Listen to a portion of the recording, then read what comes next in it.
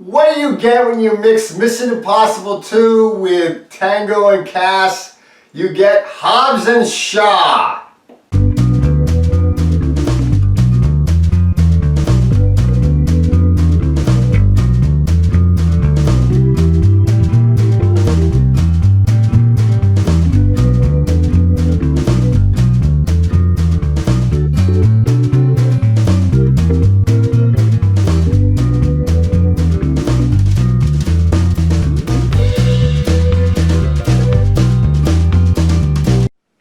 Hobbs and Shaw, directed by David Leitch, the man that directed Deadpool 2, starring Dwayne "The Rock" Johnson as Hobbs, Jason Statham as Deckard Shaw, Idris Elba as our villain Brixton, Vanessa Kirby as Shaw's sister Haiti. This movie is a spin-off from the Fast and Furious franchise, starring Dwayne "The Rock" Johnson's character Hobbs, Jason Statham's character, who was the villain in Fast and Furious 7, Shaw, Deckard Shaw. In this movie, the CIA has recruited Hobbs and Deckard Shaw to work together because a villain who is this cyber super soldier called Brixton that is working for this covert agency is going after one of the MI6 agents who happens to be Shaw's sister,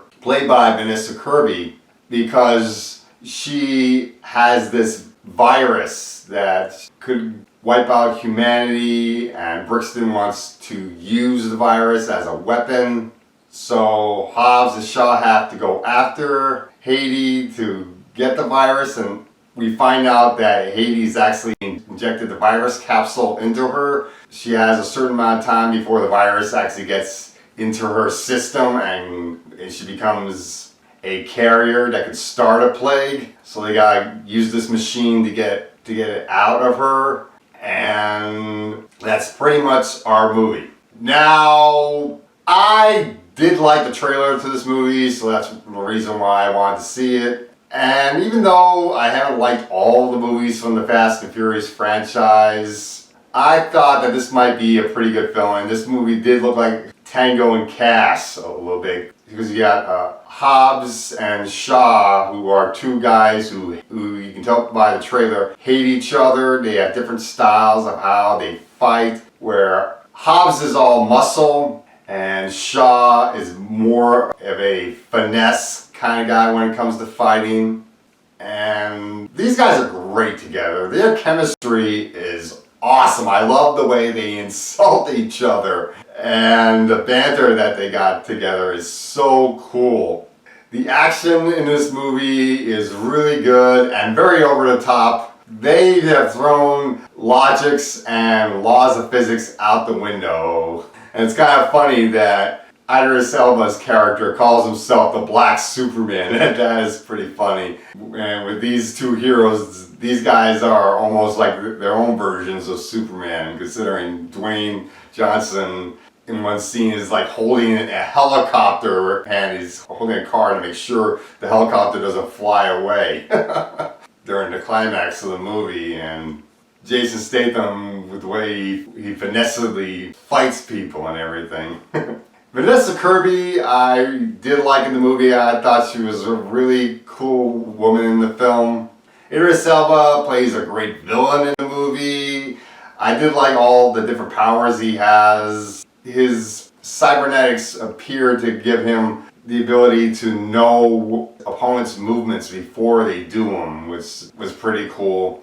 And he has a motorcycle that is remote controlled and can squeeze through very tight places, which comes in handy in one of the chase scenes of the movie. And you have these electronic automatic weapons that his team uses, which, when we get to the climax of the film on Samoa, have to be deactivated so our two heroes can fight our villain old school. Since Hobbs' family has thrown away the guns, if you've seen the trailer. This movie was a lot of fun to watch, and the action's great and everything. Through much of this movie, there is an implied romance between Shaw's sister and Hobbs. There's a bit of a flirtation between them, which is kind of funny, and they did have some chemistry. But let's get into the negatives with this film, because even though this movie was fun, it's certainly not perfect. The action in this movie is maybe a bit too illogical. There's a scene in this movie where Hobbs jumps off a building in order to go after Brixton, and he's sliding down a cable. I'm surprised he didn't get a rope burn from that cable. Ow! And then there's the idea that Vanessa Kirby has this virus inside of her, and eventually she could become a carrier. I'm surprised she didn't become a carrier the moment she put the virus inside of her. That didn't totally make sense.